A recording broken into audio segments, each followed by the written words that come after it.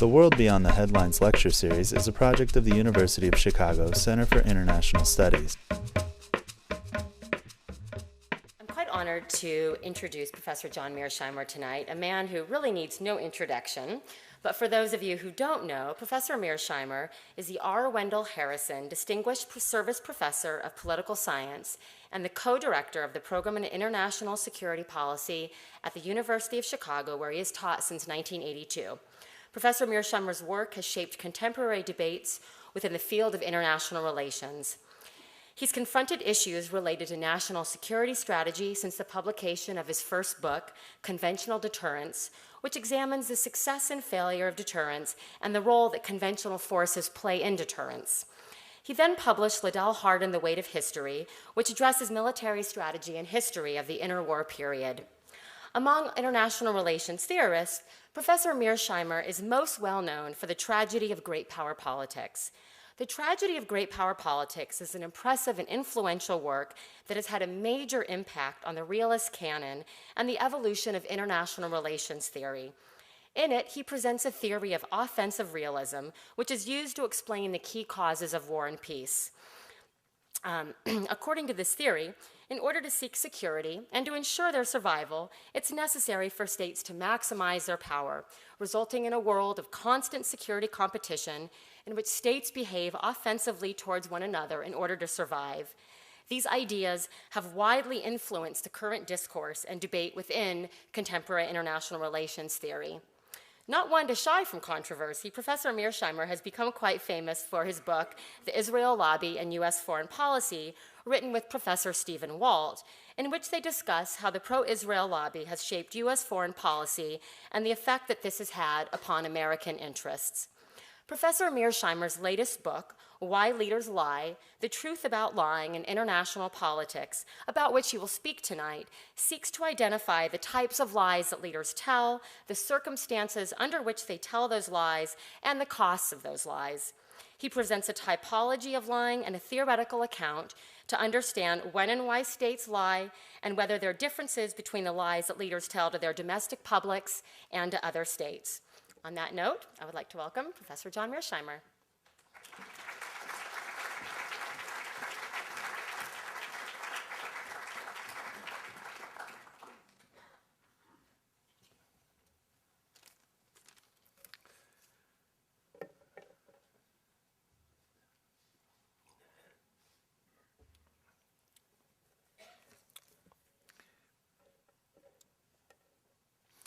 Thank you very much for that nice introduction, Jenna. It's a pleasure to be here tonight, and I greatly appreciate the CIS, the Seminary Co-op Bookstore, and iHouse all being willing to sponsor my talk. And I'd especially like to thank Jamie Bender, who invited me to be here tonight. And most importantly, I'd like to thank all of you for coming out to hear me speak. As Jenna said, I'm going to speak tonight about my new book, Why Leaders Lie, The Truth About Lying in International Politics. And let me start by telling you how I became interested in the subject. In the spring of 2003, Serge Schmemann, who then wrote for the New York Times, was doing a piece for the Sunday Week in Review section on international lying. And he called me up and he said that for some reason, when thinking about the subject, my name popped into his head. I had never met him before, but he asked me, what were my thoughts about international lying? And I said to him, I've never thought about the subject before. And I said, as best as I can recall, there's no literature on it. So I said, why don't you tell me what you're thinking about it, and then I'll bounce off your ideas. So we talked for about an hour and had a very fruitful discussion about international lying. And after I hung up the telephone, I made some notes and I stuck them in a folder. A few months later, MIT asked me if I'd come and give a talk, and they said I could talk on any subject I wanted. So I said, what the heck, I'll talk about international lying. So I pulled out my notes and over the next week or two, I crafted a talk, went to MIT and gave it.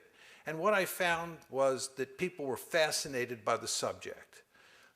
And then I gave more talks, and everywhere I went, I found that people were fascinated by the subject.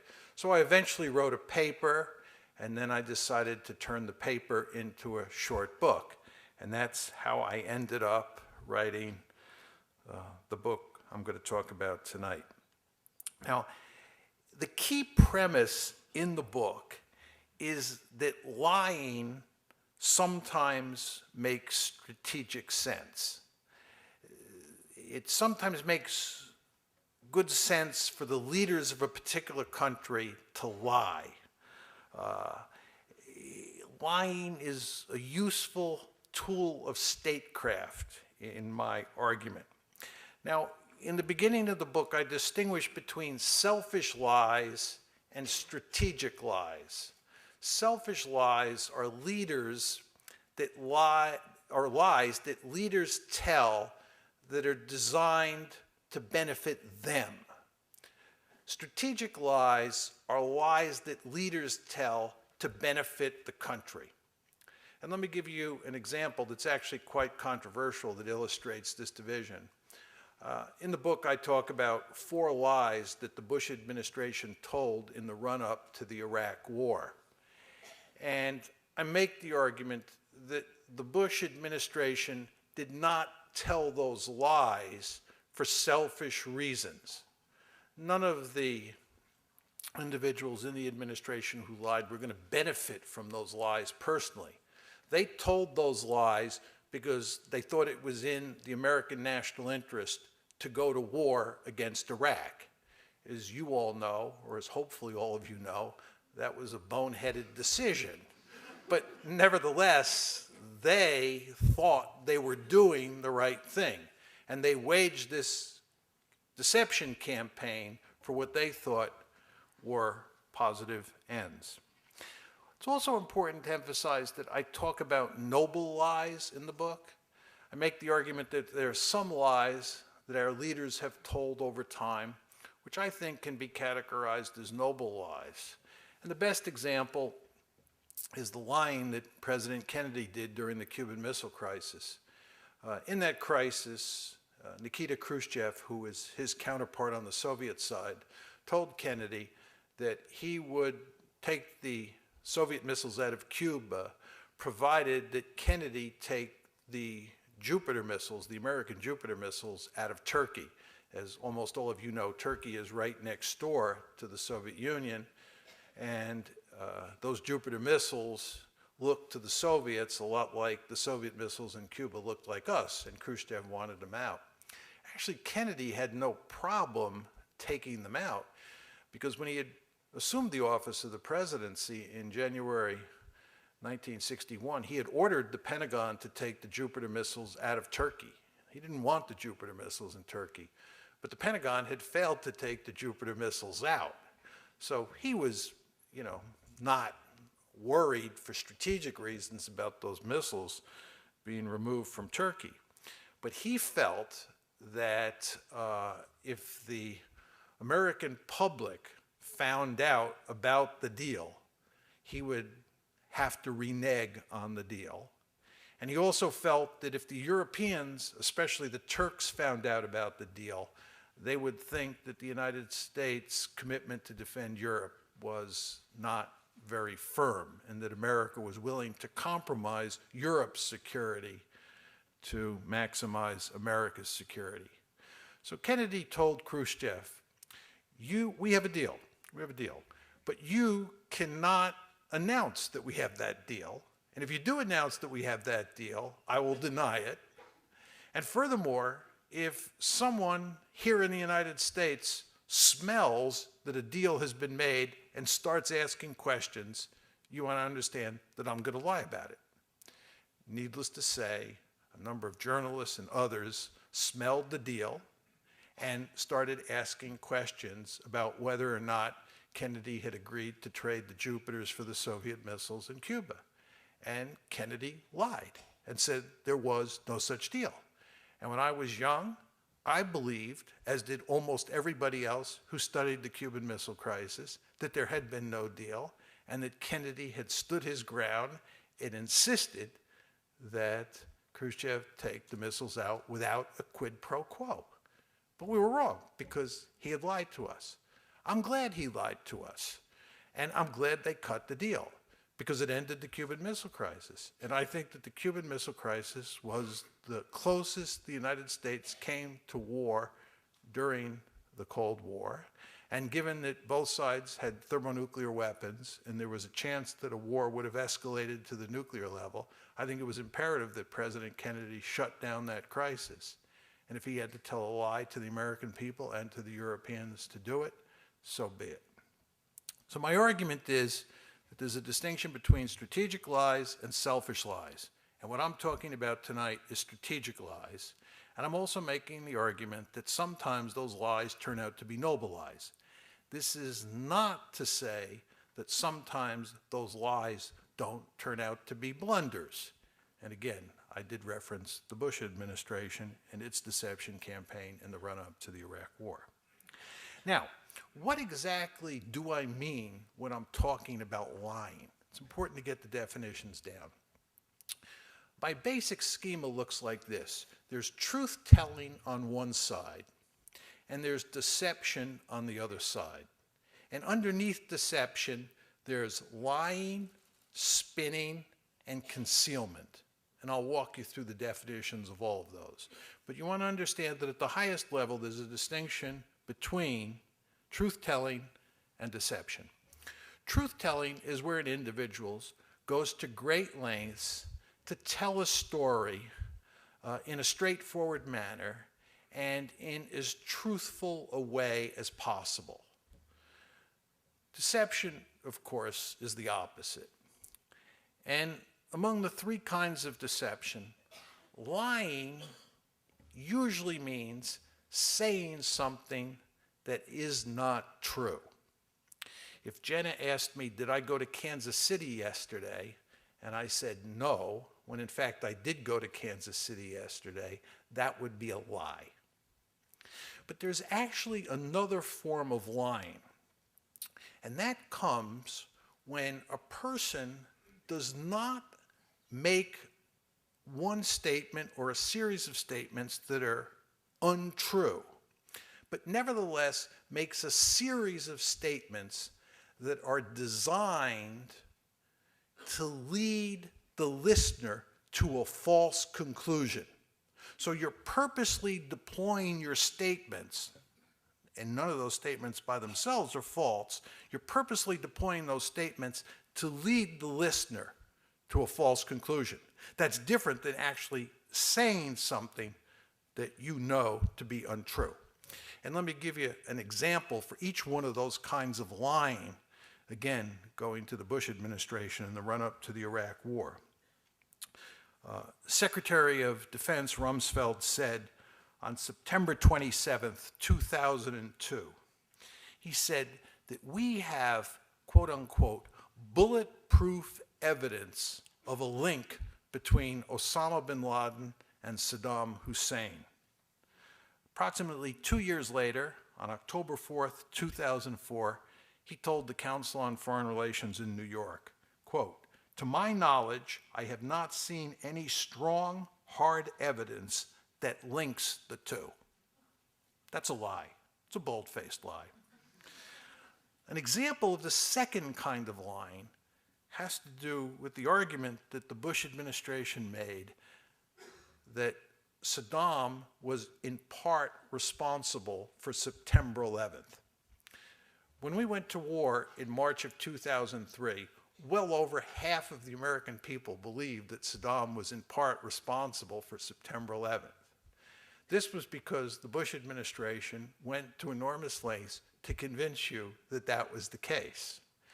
They never said, however, that Saddam was directly responsible for what happened on September 11th, but they made a series of statements over time that were designed to make you believe that Saddam helped perpetrate September 11th. So those are the two kinds of lying. Then there's concealment and spinning. Concealment is where you simply don't tell the other party about certain facts. And again, to go to the run-up to the Iraq War. And again, to focus on the link between Osama bin Laden and Saddam Hussein. We interrogated both Khalid Sheikh Mohammed, who was the principal architect of the attacks, and Abu Zubaydah, and both of them told us in separate engagements that Saddam and Osama bin Laden had nothing to do with each other, and in fact, they intensely disliked each other. The Bush administration, not surprisingly, concealed that information from us because the Bush administration wanted to give us the impression that the two of them were joined at the hip. But that's concealment, it's not lying. The third form of deception, which we all engage in our daily lives, is spinning. Spinning is where you don't tell an outright lie, you just arrange the facts in a story to present yourself in a most positive light, or to present an issue that you care about in the most positive light. You leave out the negative parts, or you downplay the negative parts. When a boy and a girl flirt with each other, they engage in spinning. If President Obama were up here and we asked him, what's the state of the American economy? He would engage in spinning. He would tell us all the positive aspects of the economy. He would downplay the negative or conceal the negative aspects. If John Boehner, on the other hand, were up here and we asked him, he'd paint a very different picture, but he too would spin. Neither President Obama nor Mr. Boehner would lie. They would spin. So you have these three forms of deception, and I would argue that we all engage in spinning and concealment frequently. And in fact, there's no way that a society could work without a great deal of spinning and concealment. But lying, on the other hand, is a different matter. If somebody said that one of the real problems with John Mearsheimer is that he's a liar, that would bother me greatly. If all of you thought that I was a liar, that would not sit well with me. If you think that I'm misguided, well, I can live with that. But being called a liar is not something that most people cotton to. So, given that lying is such a special category of deception, I figured it made a lot of sense to think about how it applied to international politics. Now, what I discovered is that there are five kinds of international lies. And let me tell you what the five kinds of lies are. The first kinds of lies are interstate lies. Interstate lies are where the leader of one country lies either to the leader of another country or to a foreign audience. And let me give you a good example of that. During the Cold War, the United States was very interested in convincing the Soviet Union that we would use nuclear weapons to defend Europe, were the Soviets to attack into Western Europe. And this is in large part because the threat of nuclear use by the United States was a wonderful way of deterring the Soviets from attacking in the first place. If the Soviets thought that we were going to use nuclear weapons and a conventional war in Europe would therefore likely escalate to the nuclear level, they would never start such a war. So we had a vested interest in convincing the Soviets that we would use those nuclear weapons. Of course, it was not clear that we would use nuclear weapons to defend Europe. Because if the Soviets were overrunning Western Europe, as bad as that would be, it's nowhere near as bad as a general thermonuclear war that ends up in the United States getting incinerated. So there were all sorts of reasons to think we wouldn't use the nuclear weapons, which of course is why our leaders went to great lengths to say we would use nuclear weapons. Henry Kissinger and Robert McNamara both said when they were in positions of power that they would use nuclear weapons to defend Europe. Both of them later said that they would have never used nuclear weapons to defend Europe. And when they made those statements, they were bluffing. Bluffing, by the way, is a euphemism for lying. They were bluffing. I think it made eminently good sense for them to bluff because it helped make deterrence work in Europe during the Cold War. But the key point is they are admitting that they were lying. So interstate lying is the first kind of lying. Second kind of lying is fear-mongering. A euphemism for fear-mongering might be threat inflation. Fear-mongering is where a leader lies to his or her own public. It's very different than lying to another country. What the Bush administration did in the run-up to the Iraq War is an example of fear-mongering. The Bush administration understood full well that the American public was not enthusiastic about fighting a war against Iraq. So they felt that what they had to do was make it clearer than the truth, to borrow Dean Acheson's words, that Saddam Hussein was so dangerous that he had to be removed from power. And in the process, they told 4 separate lies. And more generally, they waged a deception campaign. And I, of course, have pointed out a number of those lies already. That's fear-mongering. And there are other examples as well. Lyndon Johnson, some of us in the audience are old enough to remember the Gulf of Tonkin resolution, where Johnson lied about what the North Vietnamese were doing in the Gulf of Tonkin early in August 1964 because he wanted to get a resolution through Congress that basically gave him carte blanche to wage the Vietnam War. That's fear-mongering. A third kind of lying is what I call strategic cover-ups. A good example of a strategic cover-up is President Kennedy lying about the deal that he cut with Nikita Khrushchev to end the Cuban Missile Crisis. What Kennedy was doing was employing a very controversial policy.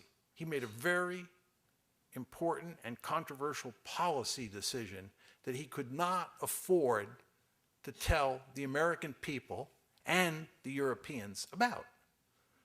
So he covered it up. He lied. That's what I call a strategic cover-up. It's a third kind of lying. Fourth kind of lying is nationalist myth-making.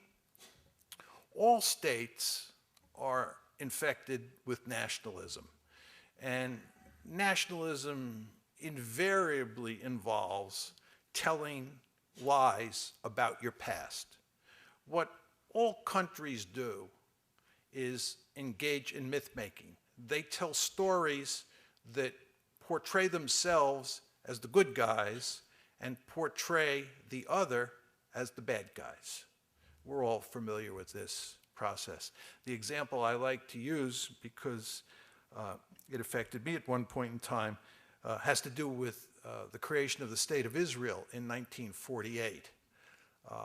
When I was young, I believed, and virtually everyone I knew believed, that the reason the Palestinians left what became Israel in 1948 was because the Arab leaders told them to leave, because they were then going to come in and murder all the Jews, and then the Palestinians could move back into their homes, and there would be no Jews left because the Arab armies would have finished all of them off.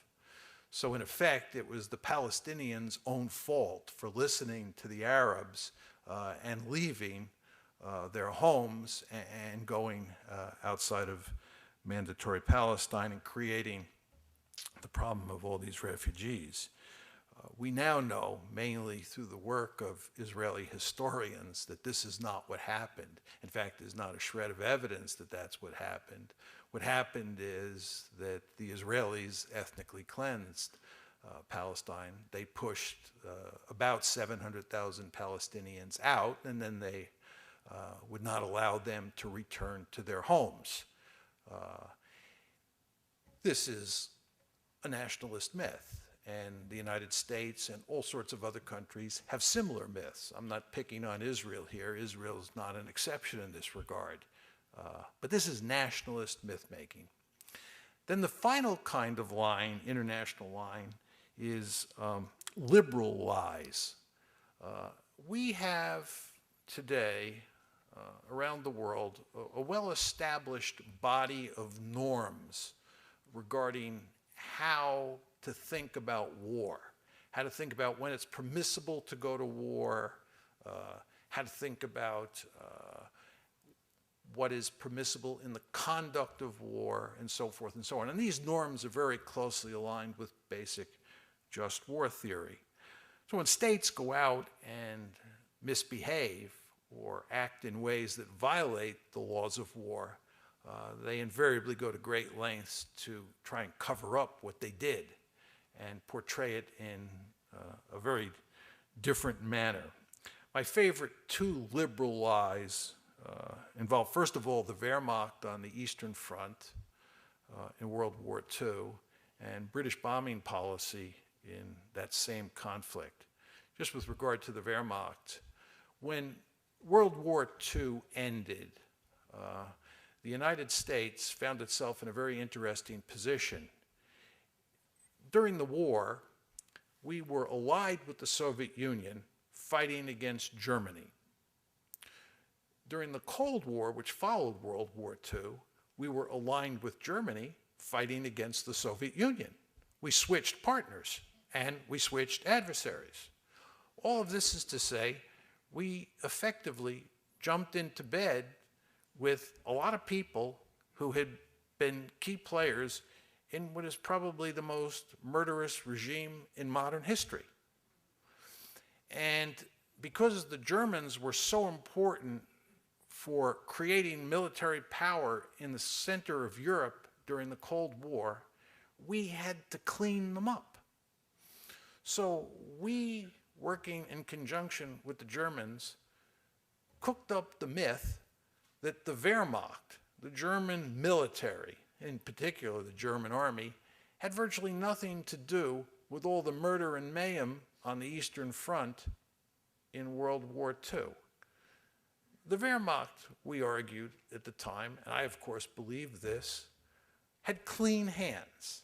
And it was only the Einsatzgruppe and the special police forces and so forth and so on that were involved in the killing that took place on the Eastern Front. Indeed, that was not true at all. It was a lie. The Wehrmacht was inextricably bound up in the German killing machine on the Eastern Front, and the Wehrmacht did not have clean hands, it had filthy hands. But given that we needed the Wehrmacht, or the remnants of the Wehrmacht, to create the Bundeswehr, we had to tell ourselves and tell others a story that was comprised of lies. And then the other case involves Bomber Harris. In the spring of 1942, the British were desperate, and they thought the only card they had to play against Germany was to use their military, their air force, to bomb civilian areas in Germany and kill as many German civilians as possible. But of course, the British did not want to advertise to the world that they were purposely murdering civilians, which of course is what they were doing. They were murdering civilians. It's clearly against the laws of war and international norms to purposely kill civilians. But that's what the British were doing under Bomber Harris. So what did the British do? They lied. They said that they were bombing military targets and they were bombing economic targets. And they were not targeting civilians, when in fact they were targeting civilians. That's a liberal lie. So the 5 kinds of lies I see are interstate lies, where leaders lie to foreign audience, fear-mongering, where leaders lie to their own public to inflate a threat, strategic cover-ups, again, President Kennedy and the Cuban Missile Crisis, nationalist myth-making, this is countries inventing stories about their founding, for example, to make them look like the good guys and others look like the bad guys, and then liberal lies, which I just talked about. So those are the 5 kinds of lying. Now, what are the 2 main findings in the book? First main finding is that there is not much interstate lying. I was actually shocked to discover this.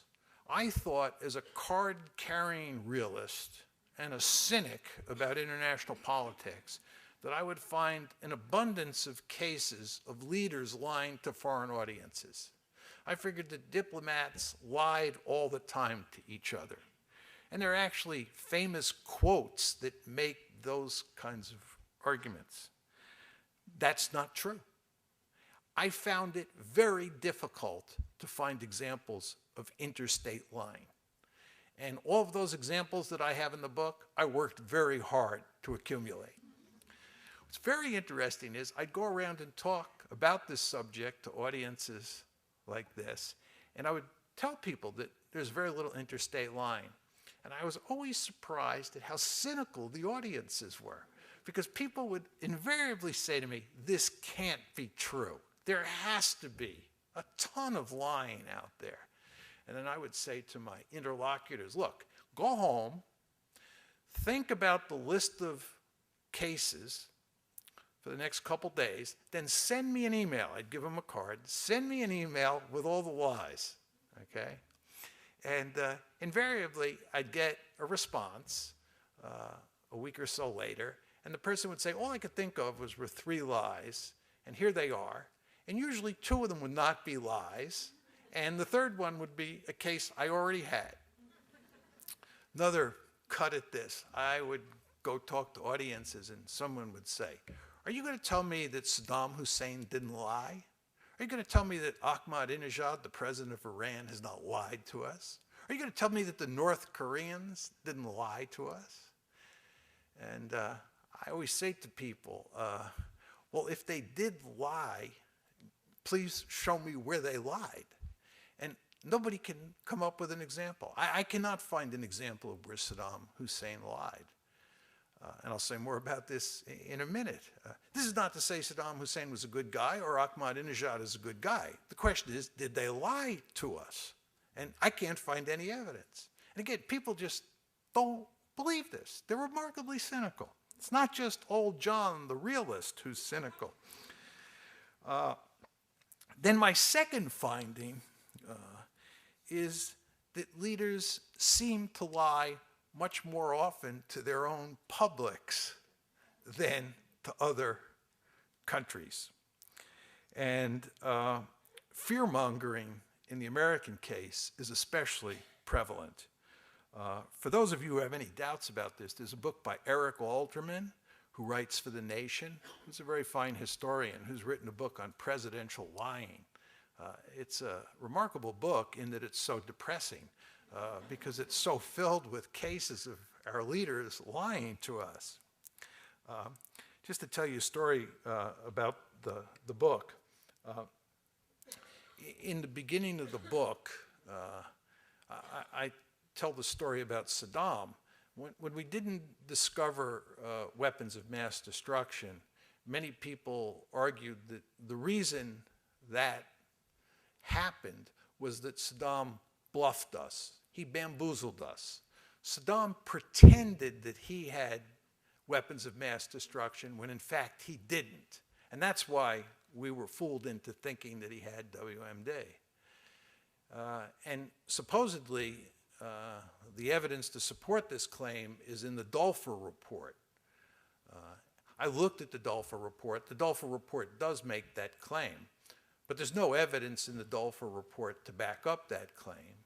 And in fact, all the evidence shows that Saddam claimed that he had no WMD and that he was not lying. There's no evidence that he was bluffing. And if anybody can find any evidence, I would appreciate it if they would give it to me. I've talked to all sorts of people. So Saddam didn't lie to us in the run-up to the Iraq War or throughout the 1990s. But President Bush did lie to us in the run-up to the Iraq War. And this is consistent with my two main findings, that leaders don't lie to other leaders very often, but leaders lie to their own public.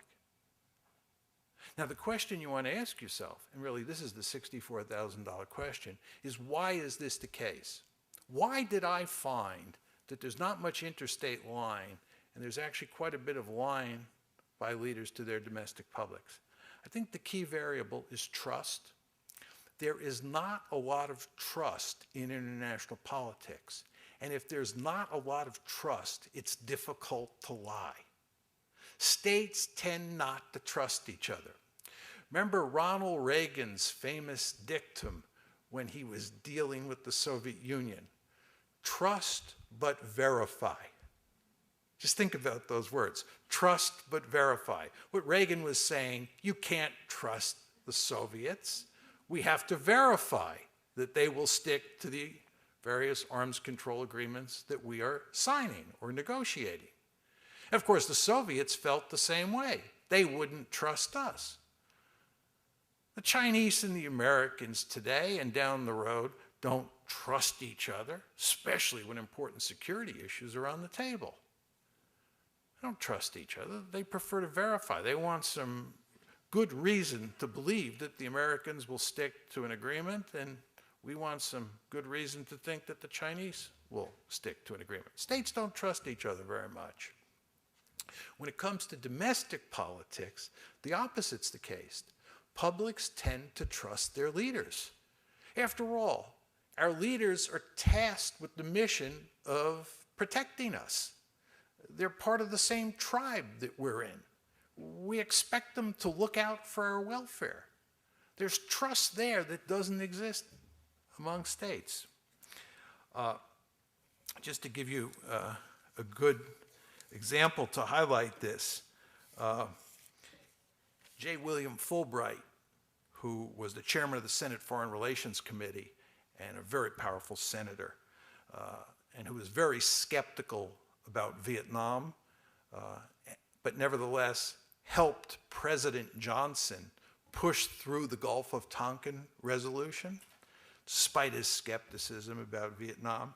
He said afterwards, the biggest lesson I learned from Vietnam is not to trust government statements. I had no idea until then. Get that? The biggest lesson I learned from Vietnam is not to trust. There's the key word, trust. I like to tell the story that in the run-up to the Iraq War, I heard Scott Ritter, who was a weapons inspector, talk about the presence of WMD in Iraq. And after listening to Ritter talk, I was convinced that Iraq did not have WMD. He was so knowledgeable and so convincing. I said, he's got to be right.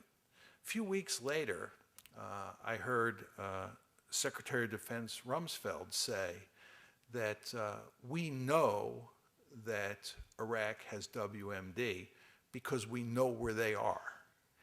And I said to myself, the Secretary of Defense wouldn't say that if he didn't know where they are, right? So maybe Scott Ritter was making a good faith effort in giving us his assessment of the situation, but I think he's probably just wrong, and Rumsfeld obviously has access to information that Ritter does not have access to, and he wouldn't lie to us in such a bold-faced way. So I changed my mind, and I then went about telling people that there was good reason to think that he did have WMD, when in fact, of course, he didn't, and Rumsfeld was lying to us. But you see, in my case, as in Fulbright's case, and this may have been true of many of you, we trusted our leaders. And it's really hard for a country to function well if nobody trusts their leaders, right? So it's that presence of trust that makes lying to one's public much easier to pull off than lying to another country where there tends not to be a whole heck of a lot of trust. Now, I want to make two sets of comments in conclusion. First of all, I have basically argued up to now that there are real virtues to telling lies, selective lies in international politics. I've even made the case that it sometimes makes sense for leaders to lie to their own people. However, it is important to understand that there is a real downside to lying. And I think that's especially true when you talk about fear-mongering. Not so much interstate lies, but fear-mongering. And let me tell you what the two real dangers associated with lying are, and then let me talk about how each of those dangers relates to fear-mongering. The two dangers are what I call blowback and backfiring. Now, what exactly is blowback? Blowback is where a leader who lies to his or her public about foreign policy soon finds him or herself lying about domestic politics and fostering what I would call a culture of dishonesty.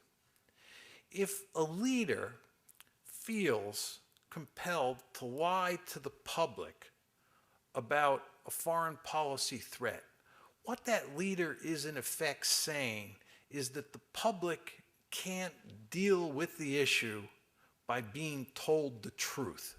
There's just something wrong with the public. It's either not sophisticated enough, it's too ignorant, or it doesn't care. It could be any one of these reasons. But the public, right, has to be manipulated to do the right thing. That's what fear-mongering is really all about.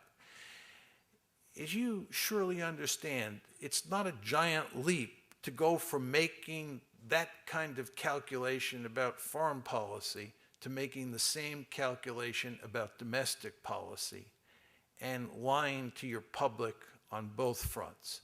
And that fosters a culture of dishonesty, in my opinion, and it is very dangerous because there's no way that a society can function well if dishonesty is rampant. So that's blowback. The other downside to international lying is backfiring.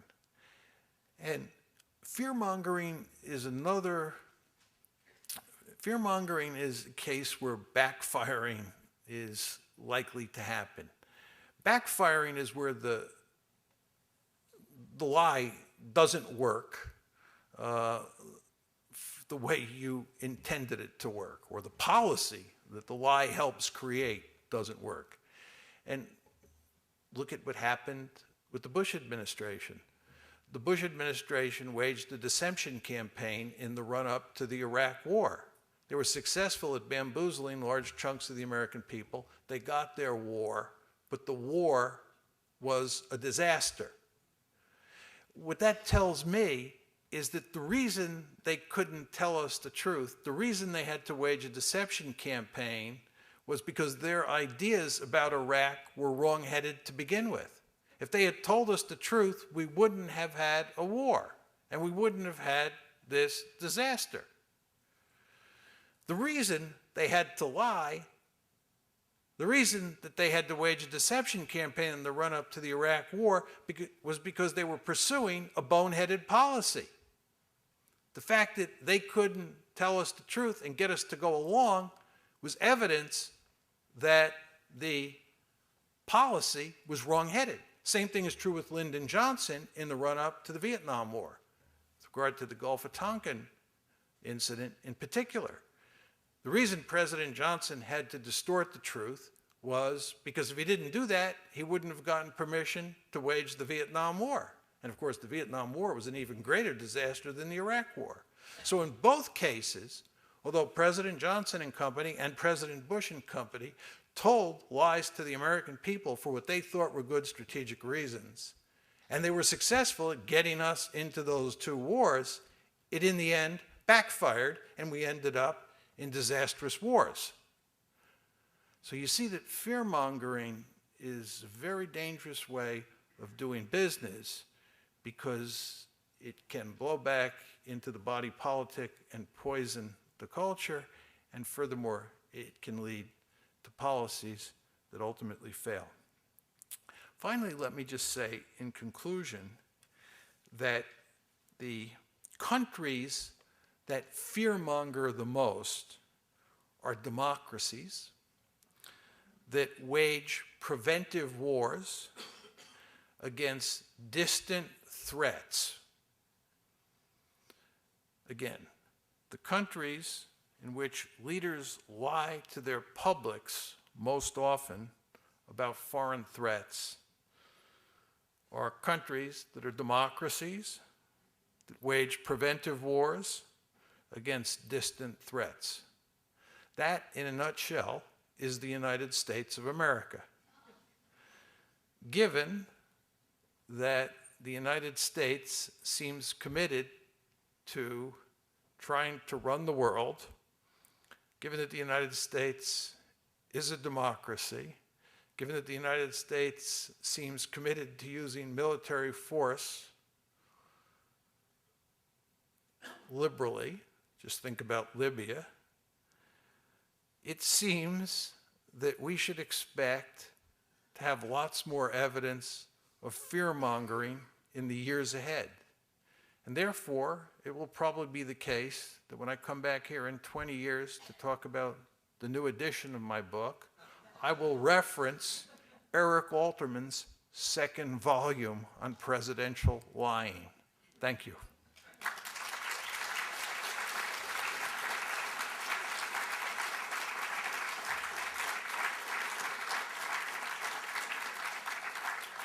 I will gladly take questions, and if folks could just come up to the microphone that's right here and line up and just fire away. And if you would make your questions as succinct as possible, that would be appreciated. And I will try to answer them as succinctly as possible. Yes, sir. Hi, my name is Adam Shakoff. I'm a first-year undergrad at the University of Chicago. I'm just curious to see what your thoughts are on the relationship between investigative journalism and strategic lying. Like, even though you have, John F. Kennedy lying about the deal with the Soviet Union, you said journalists caught this the whiff of that a deal had been made. Like, to what extent, I guess that you could say to what extent is there a reasonable boundary between a reasonable secrecy or a state's right to secrecy versus journalistic responsibility? Yeah. It's very. Did everybody heard the question? His question deals with the tension between investigative journalists on one hand, who are looking to uncover the truth, and leaders who are interested in waging deception campaigns and in some cases telling lies. And he was interested in how I think about that relationship. I think that there is no doubt that journalists are, in principle, committed to finding out what's really going on and reporting it to the American people. And that's why in a number of cases that I looked at in the book, you see presidents and their lieutenants lying to journalists. I tell the story in there about how Jody Powell, who was President Jimmy Carter's principal spokesman, lied to a journalist about the aborted Iran rescue mission. And there are a number of other cases as well. But I would say that what's happened in the United States, and this was clear in the run-up to the Iraq War, is that the mainstream media has basically abandoned its interest in ferreting out the truth and challenging the administration, and instead has become a useful tool for presidents who want to tell lies to the American people. I think one of the principal reasons that we, collectively, were bamboozled by the Bush administration in the run-up to the Iraq War is because the American mainstream media failed to do its job.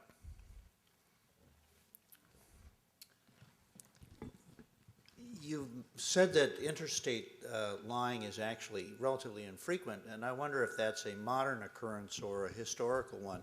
In the run-up to the Second World War, particularly in 1937 and 1938, there were many protestations from Germany that it had fulfilled all of its interests with respect to acquiring additional territory. And right up until 1939, the country was constantly claiming that it had no intentions to engage in an aggressive war.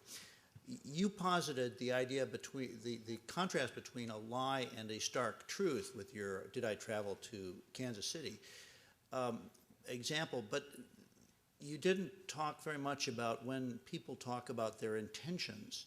And I wonder if the nature of intentions is much less, it's much less clear when countries are lying or not lying for interstate reasons.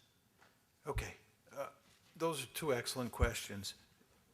First, on the 1930s and Hitler, there is no question that he lied on a number of occasions in the 1930s about his intentions and about German capabilities as well.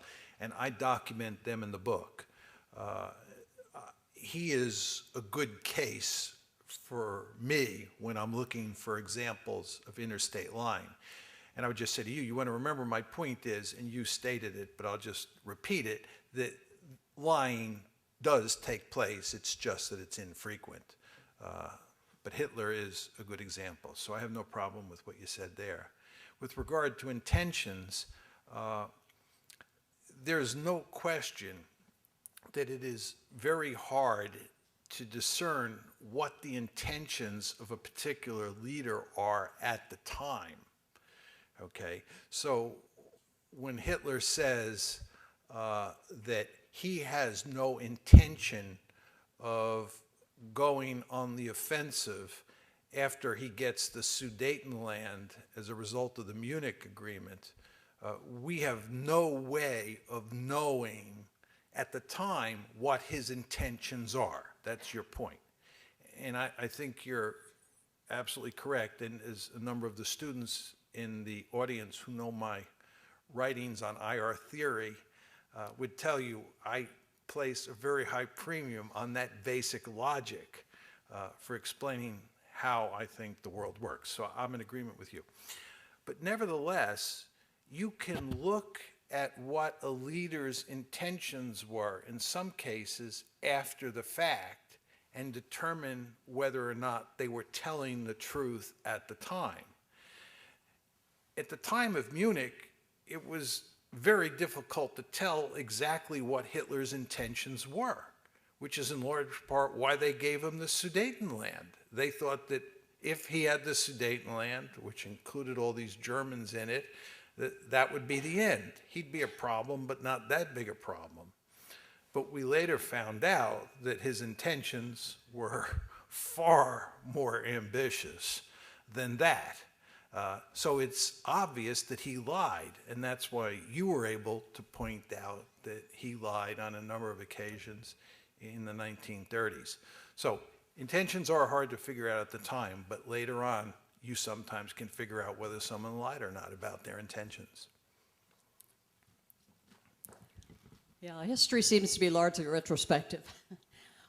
Near the beginning of your talk, you suggested a dichotomy, which I'd like to ask you about. That was selfish lies versus strategic lies. And for selfish lies, you were saying to benefit the self versus strategic lies to benefit the country. But it seems to me that this is rather too limiting. There are also, I would think, categories of lies to benefit, domestically speaking, say, big donors, or internationally large corporations and military corporations, oil companies and whatnot. Yes.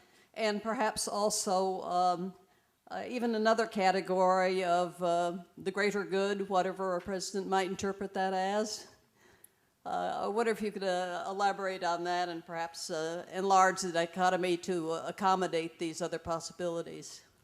Yeah, I would categorize those sorts of lies that you described as selfish lies, where the leader, obviously acting in cahoots, say with the oil companies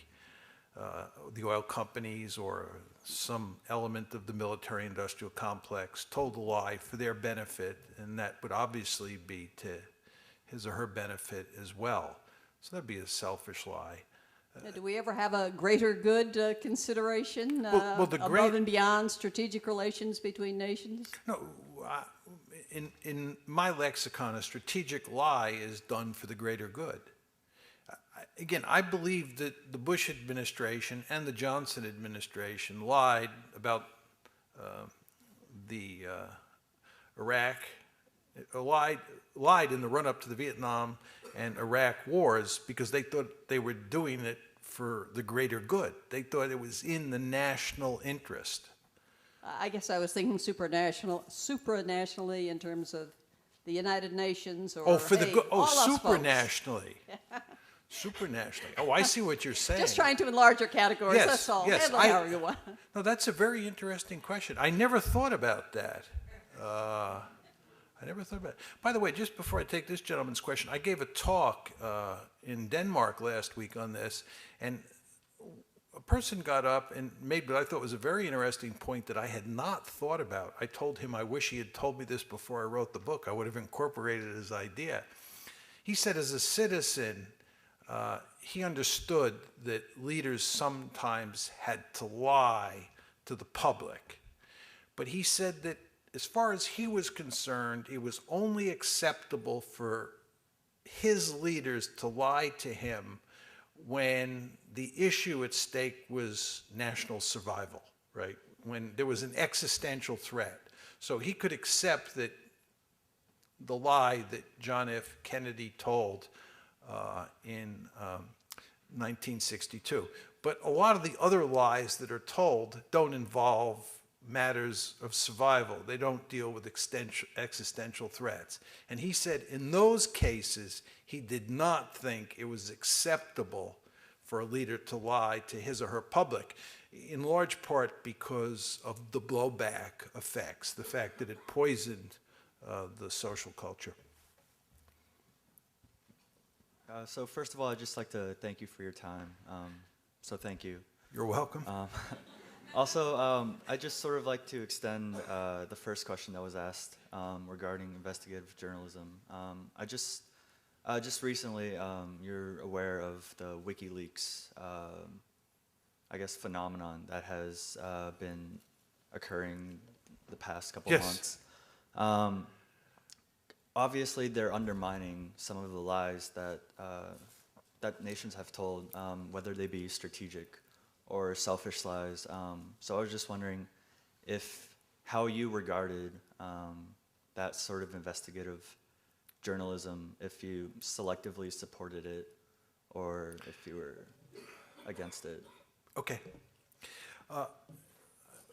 With regard to WikiLeaks, it's not an example of investigative journalism. There was this man, Bradley Manning, who was a soldier in the Army, who gave all of this data to Julian Assange, and he then made it available to a handful of newspapers.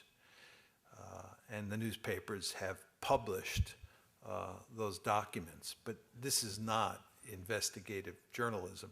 As I said, the mainstream media doesn't do much investigative journalism anymore. The American media is the American mainstream media is basically toothless.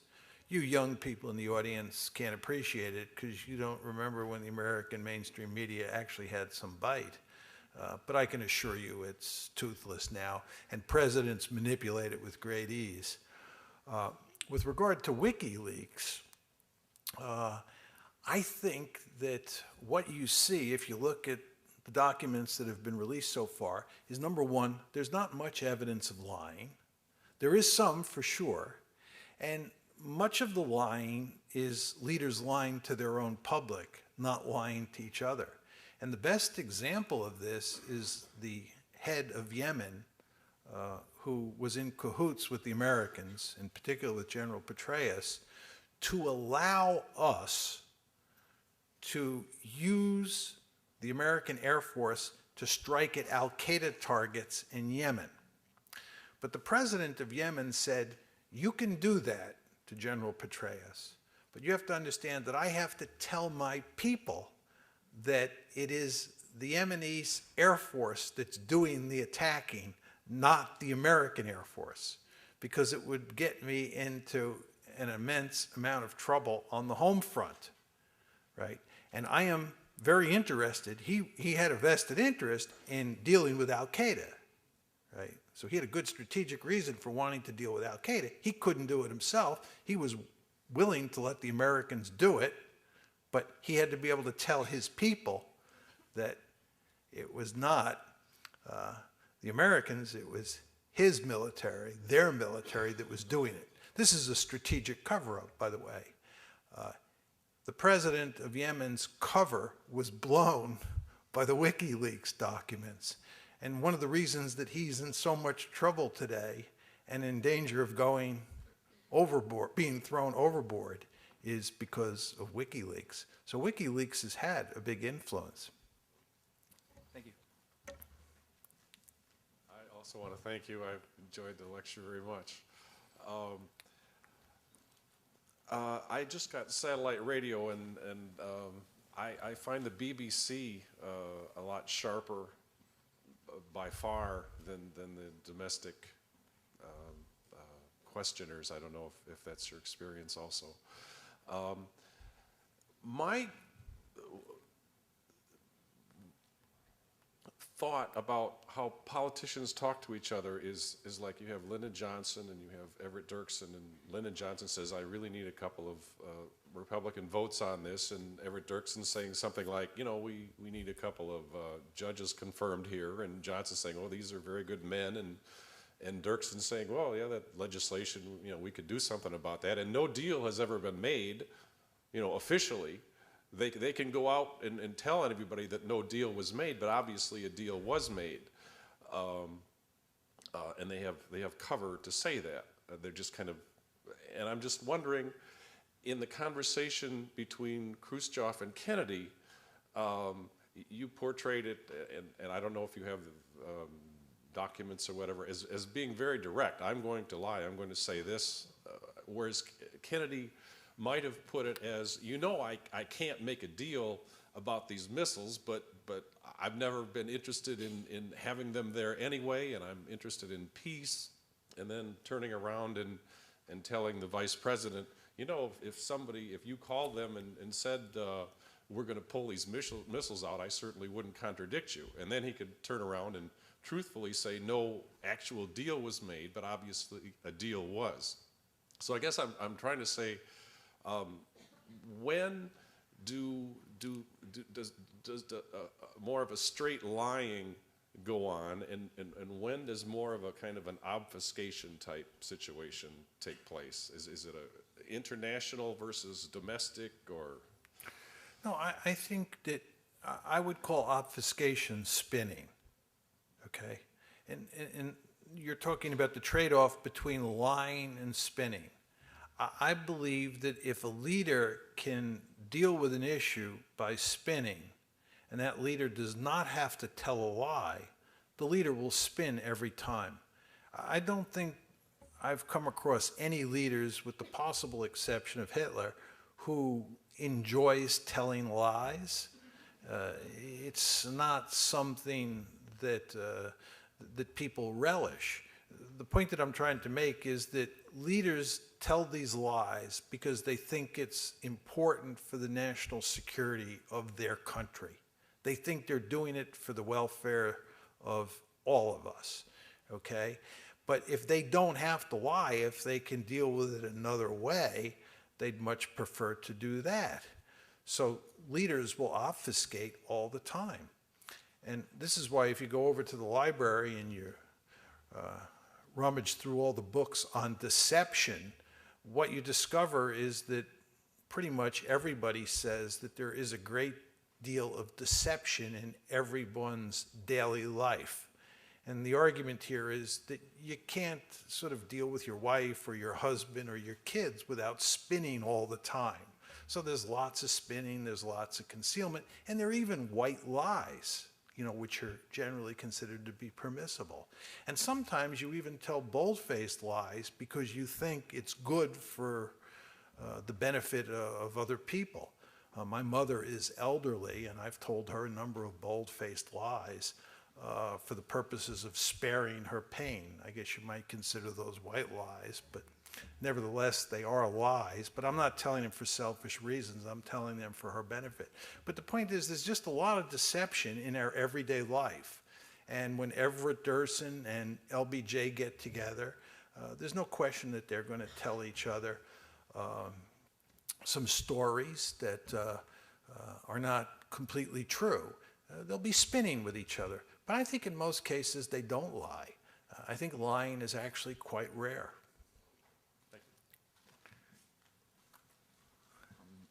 In the case of the Iraq War and in Vietnam, you seem to have a certain amount of trust in the American people to evaluate an international strategy correctly. Whereas in the case of the Cuban Missile Crisis, you seem to think that Kennedy was really right, that the American people couldn't know really what was going on. So what's the difference between the two cases? Well, in the case of the Cuban Missile Crisis, I didn't elaborate just because of time constraints. The real problem that he would have faced is that the Republicans would have clobbered him. Barry Goldwater was then the leading figure in the Republican Party. And in fact, President Kennedy expected to run against Barry Goldwater in 1964. Instead, LBJ ran against Goldwater because Kennedy was assassinated. But the Republican Party was very hardline, very right-wing at the time. And Kennedy felt that it wasn't so much the American public per se that would kill the deal. It was the Republican Party putting the compromise up in bright lights and pounding him politically that would undermine the deal. Okay, so that's why he covered it up. But the other point I would make to you is different presidents at different times make different assessments of the American people. There are, you talk to 10 professors at the University of Chicago about what they think regarding the American public's ability to assess complicated issues, and you'll probably get 10 different views. And the same thing would be true with regard to leaders. My question's about the sort of the future of leaders lying to their own public. If the opportunity for lying or if the ease of lying is increased by the tendency to trust rather than to verify, do you think that technological advances, with the internet, increased access to information, i.e. Increased ability to verify information, and maybe a wider awareness of leaders lying to their own publics, with those trends, do you see a difference in the way that leaders go about lying to the publics in the future? Yeah, I've been asked this question a number of times, and it's obviously a terrific question. It's basically a question that boils down to, does the internet make lying more or less difficult? And one might think, given that I just said that lying has become reasonably easy given the mainstream media's failure to look closely at what administrations are saying and try to ferret out the truth, that maybe because the internet has now become so powerful, it will do the job that the mainstream media has not been doing in recent times. You can make that argument. You could also make the argument that the internet is very good at, reporting all sorts of information from different sources and putting it in one place, and it's good at giving pundits an opportunity to express their views, and those pundits otherwise would not have a platform. but it's not clear to me that there's a lot of investigative journalism going on the internet, and that would solve the problem. So I'm quite agnostic on this issue. I don't, usually I have an answer for every question. I don't have a good answer to your question. I think you should write a thesis on this and educate me. But I'm really not sure how to think about how the internet affects lying. And I've been asked the question a number of times.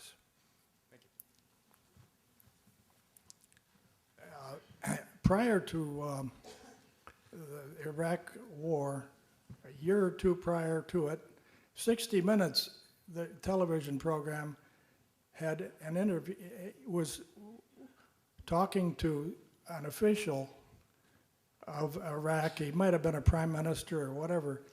And this man was questioned about mass destruction material, and he said, I mean, he was so honest and it seemed so real. His answer was that there wasn't any. But I can't remember the man's name or his position. Do you know? No, I don't. But I would say to you, it gets back to one of the previous questioners. Just because somebody says that Iraq doesn't have WMD doesn't mean that the person is telling the truth. You know, it's very hard to be sure in those circumstances. I think the smart thing for the Bush administration to have said was, we have no hard evidence that Saddam has WMD, but we think that he does. That's what they should have said. And I think it was perfectly reasonable to think that Saddam had at least some WMD. But the problem that the Bush administration got into is that they said that they were sure they had WMD because they actually knew where the weapons were. And that, of course, wasn't true. But if Saddam tells us he doesn't have WMD, which is what I reported, and you tell us that there was another one of his lieutenants who was on 60 Minutes and said the same thing, that might make us think maybe he doesn't have WMD, but how can you be sure? We have this saying in international relations, talk is cheap. Do you know what I mean? So, you know, unless we can verify, trust but verify, there you go. It's just hard to know. Hello, thank you for your time. You just alluded to this issue in one of your prior responses. To me, it seems like in your argument there's a presumption that the American public is, on many of these issues, is going to be unable to properly judge what's best in America's interests. You know, specifically the example of the Cuban Missile Crisis. My question is, why is there this presumption?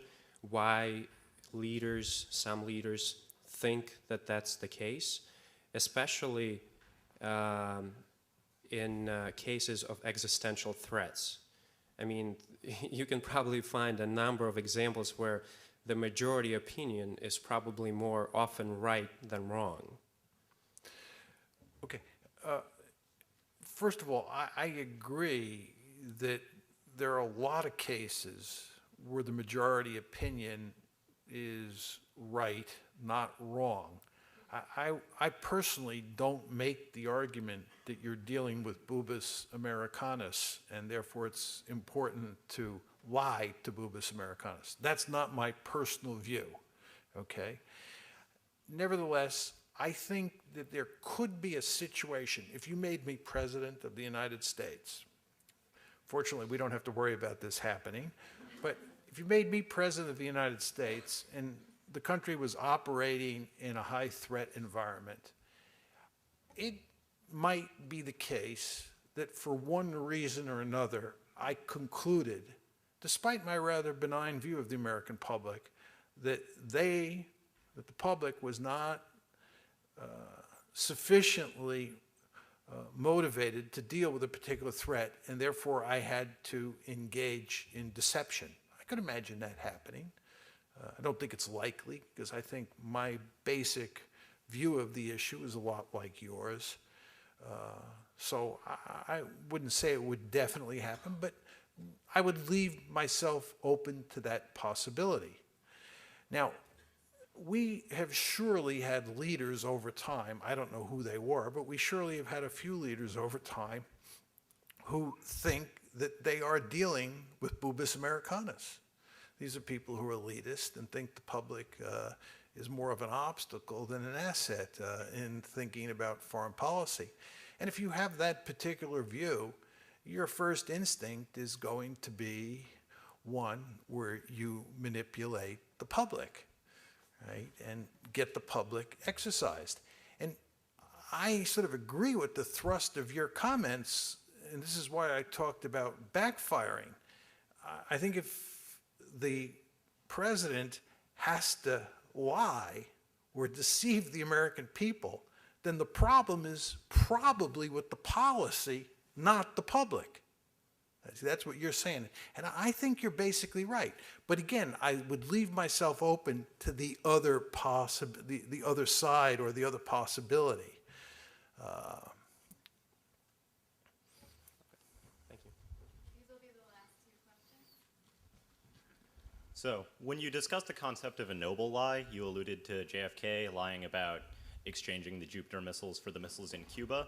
But of course, had the journalists discovered that JFK had been lying to him when he said there was no deal, there would have been a massive scandal, it would have undermined faith in government, it would have been a political nightmare. And so my question is... And Khrushchev might not have taken the missiles out of Cuba. Indeed.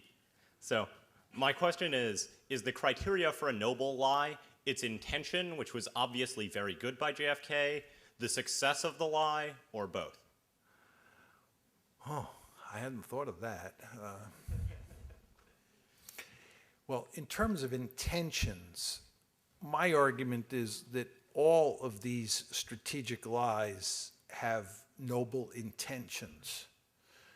I think that when I talk about a noble lie, I'm talking about a lie that solved a truly important problem. It dealt with an existential threat, and it worked. I'm thinking as I'm answering your question, because your question's an excellent one, and I really hadn't given it a lot of thought. But some people say to me, okay, John, you told us that President Kennedy's lying about the Cuban Missile Crisis is an example of a noble lie. Tell us another example. And the one I go to is President Roosevelt, Franklin D. Roosevelt, lying about the Greer incident in August of 1941. Just to tell you the story, President Roosevelt was deeply committed to getting us into World War II in 1941. And President Roosevelt was dealing with isolationist America. And he really could not get the United States off dead center. And you want to remember, up until June 22nd, 1941, June 22nd, 1941, when the Germans invaded the Soviet Union, Germany and the Soviet Union were allies, and Britain was basically fighting all alone against Nazi Germany, which was allied with the Soviet Union. So up until June 41, but of course even after June 41, Roosevelt is scrambling like crazy to see if he can get the Americans, if not into the war, at least helping Britain in a really major league way for all the obvious reasons. Anyway, there's a naval incident that takes place in the Atlantic Ocean off the American coast in August 1941, involving a German submarine, a British aircraft, and an American surface ship. And Roosevelt tells a series of lies to the American people. Eric Alderman talks about this in his book. He tells a series of lies to the American people about that incident that are designed to make it look like the Germans are responsible for the incident and they are threatening the United States. And what he's trying to do is get us into the war. Now, I refer to that as a noble lie because I think it was absolutely imperative that we get into World War II against Nazi Germany, and to a lesser extent against Japan. Some of the people in the audience have heard me talk about how I believe Roosevelt engineered us into the war by, in effect, pushing the Japanese to attack us in December 1941. The Japanese were trying to get off the hook. They had no interest in going to war with the United States. And I believe Roosevelt pushed the Japanese to attack us. And I believe he was right to do that because it was imperative that we get into the war. So if you think like I do, I'm not saying you have to agree with me on the importance of getting into World War II, but if you think like I do that it was imperative to get into World War II, right, then lying about the Greer incident can be categorized as a noble lie. But the fact is, it failed. It didn't work. The American people hardly moved an inch on the issue of involvement in World War II. So one could argue if your criterion is success on an important issue, this is certainly an important issue, but he didn't succeed, then it's not a noble lie. If you're looking at just intentions, I think it was a noble lie. Thank you. So on the topic of interstate lying, in your research, have you observed any differences between representative and authoritarian governments or open and closed societies? In particular, I'm thinking about Stalin and Mao, who lied profusely to the international communist movement about what was going on in their countries. And put window dressing on the atrocities that they were committing. And I mean, even Stalin especially was very effective in this. He basically used the New York Times as a propaganda organ in the 30s, and this so-called journalism won the Pulitzer Prize. So yeah, just do you think there's a difference between totalitarian and representative? Yeah, excellent question. I said in the beginning of the book that I had never thought about this subject before, and I viewed the book as sort of a starting point for discussing these issues. There are obviously some issues I've told you about, one that come up from the audience that I really hadn't thought about, and one of the previous questioners was pushing me on something I hadn't thought about. I did not see any evidence of authoritarian leaders engaging in interstate lying more often than democratic leaders, which is what you're saying. I did see, as I reported to you, and as I say in the book, that I saw evidence of leaders, democratic leaders, lying to their publics more often than non-democratic leaders. But I even qualified that because I argued that in the age of nationalism, where popular sovereignty is a core concept, that leaders, even of authoritarian states, have to pay attention to their publics. And I talk about Hitler in that regard. It's quite amazing how much attention Hitler and his propaganda minister, Joseph Goebbels, paid to public attention in the Third Reich, right? And that's because of nationalism. But anyway, my main point was that democracies are more likely to see lies by the leaders to their public. But on interstate lying, I did not see any evidence that authoritarian leaders lied more often. You remember the gentleman who was up here earlier who talked about Hitler. Hitler would be more evidence for your basic perspective. But the truth is you can find quite a few examples of democratic leaders telling interstate lies, as well as non-democratic leaders. But you may be onto something.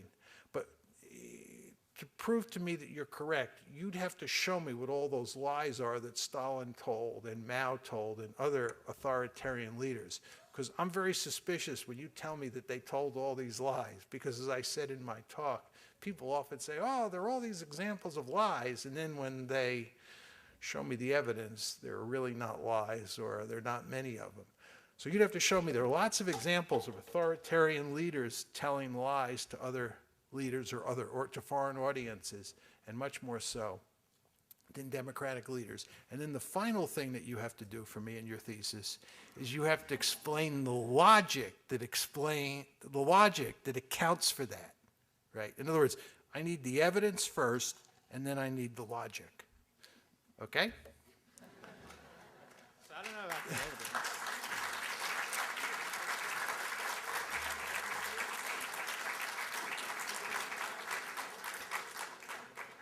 Thank you very much, everyone, for coming out tonight. I appreciate it. The World Beyond the Headlines lecture series is a project of the University of Chicago Center for International Studies. Our nationally recognized programming is made possible with support from the Norman Waite Harris Memorial Fund. Download recordings of other events and learn more about the World Beyond the Headlines series at the Center for International Studies website, cis.uchicago.edu.